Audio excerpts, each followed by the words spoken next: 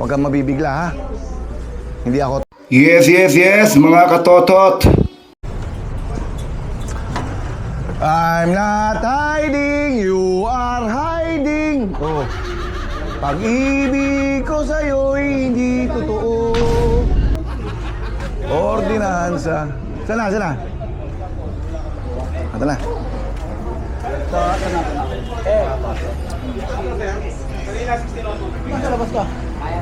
Eh pa, may tatanong ako sa'yo. May naalala ka na kaso mo sa probinsya? What? Ano pa? Yun lang. Ano pa? Maliban doon? Anong full name mo? Jun Ray ano?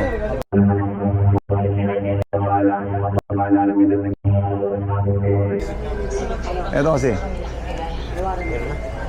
Ito mas bago. Ayan, dunga mo na. Dunga. Para...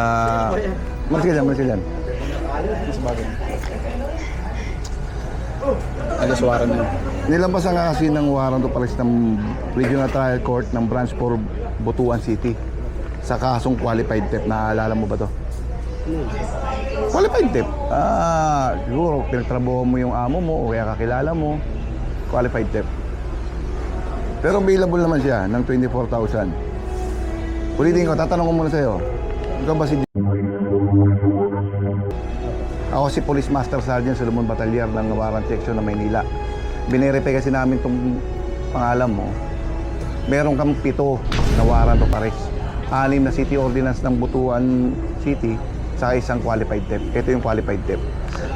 Itong warrant inilabas ni Presiding Judge Francis L. Rafil. Kung gusto mo makita, ayan, sa iyo yung kopya. Check mo maigi. Pero sa ngayon, sasabihin ko sa yung karapatan mo, ha? Ikaw ay may karapatang manahimik o magpasawalang kibo. Ano man lang yung sabihin ay maaaring gamitin pabor o laban sa iyo sa anumang hukuman. Ikaw ay may karapatang kumuha ng sarili at napiling pinagkakatiwalaan tagapagtanggol o abogado. Kung ikaw walang kakayanan, ito'y pagkakalupsin ng gobyerno. Ikaw rin ay may karapatang magpatingin o magpasuri sa iyong sarili at napiling pinagkakatiwalaan manggagamot o doktor.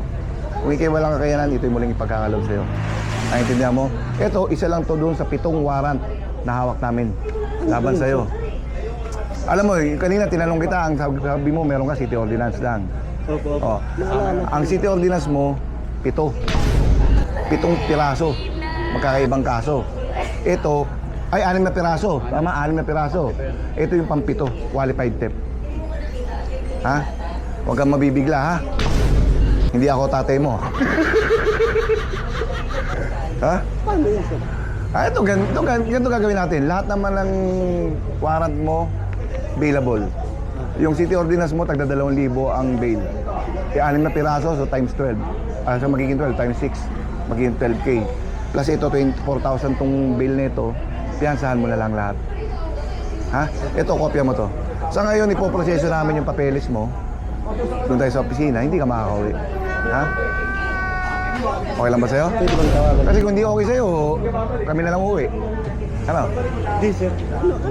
Pwede mo tawagan yung amo mo. Yung amo mo? Actually, bago siya umalis, sinabi na rin namin sa kanya. At sinabihan namin siya na wag na lang siya mag-ingay. Kasi, warrant of arrest yan. Pangalan mo yun na dyan, tama mali. Oh. So yan. Tara, punta tayo sa opisina para matapos natin agad yung papel. Para bukas, kung mayroon kang pampiyansa, may pampiyansa ka naman siguro. Magkano yun lang? 24 yan. Plus 12 yung 6 na warrant mo ng city ordinance. So magkano? 36. Mag-prepare ka siguro ng mga 38 kasi may bayad ang sa korte. Jetbat, eto na si Jetbat. Jetbat, eto na si Jetbat.